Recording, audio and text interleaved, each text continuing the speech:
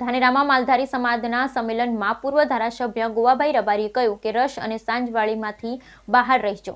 ધાનેરા ખાતે રબારી સમાજના સંમેલનમાં પૂર્વ ધારાસભ્ય ગોવા રબારીએ કહ્યું કે રસ અને સાંજવાળામાંથી બધા બહાર રહેજો। રસ અને સાંજવાળું સમાજ માટે નુકસાનકારક છે અને સાંજવાળું તો સમાજ માટે કલંક છે।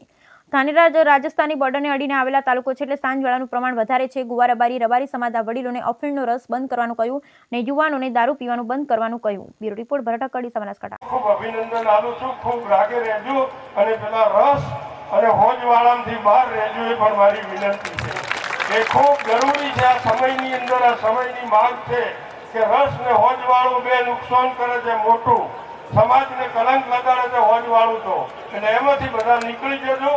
બીજું ઘણું બધું છે એ પણ તમામ યુવાનોને વિનંતી છે, ખૂબ બીજી બધી છે, બધા વડીલોનું માન રાખજો, મા બાપની ખૂબ સેવા કરજો।